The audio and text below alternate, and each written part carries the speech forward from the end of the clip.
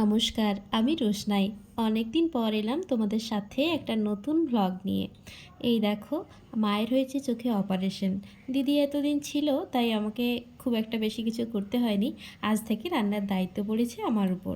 মায়ের চোখটা এখন পুরোপুরি রেস্টে থাকবে, ডক্টর এমনটাই বলেছেন। তাই আর মাকে কিছুই করতে দিইনি। তো চলে এলাম সকাল সকাল রান্না করতে।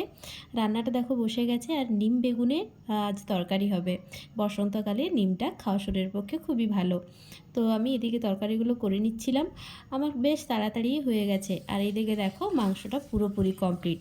চলো, কষা মাংস দুটো রেখেছিলাম। মা ছোট থেকে কোনোদিনও কষা মাংস দিতে আমাদের ভোলেননি, আমাকে দিদিকে। ছোট থেকে এটা হয়ে আসছে, আজ আমি মাকে দিলাম। বেশ অন্যরকম লাগলো। মা খেয়ে বললো ভালোই হয়েছে, বেশ শান্তি। আজকের খাবারটা মোটামুটি ঠিকঠাকই হবে। আর বাবাও আমাকে আজকে সকাল থেকে কাজে খুব হেল্প করছে। তারপর একটু খাওয়া দাওয়া করে রেস্ট নিয়ে চলে এসেছিলাম সন্ধ্যাবেলাতে চা করতে। দেখো একদম ঘন মেঘ, একদম নীল হয়ে গেছে। শিলাবৃষ্টি হলো আজকে একটু, তোমাদেরকে তো তা একটু আগে ভ্লগে পোস্ট করে বললামই একটা ভিডিওতে। আর দেখো রাত্রে রান্নাও কমপ্লিট, ঘুগনি আর রুটি। বেশ কয়েকদিন পর তোমাদের সাথে একটা ব্লগ দিতে পেরে আমার তো বেশ ভালো লাগছে। তোমরা সবাই কে কেমন আছো একটু কমেন্ট করে জানিও।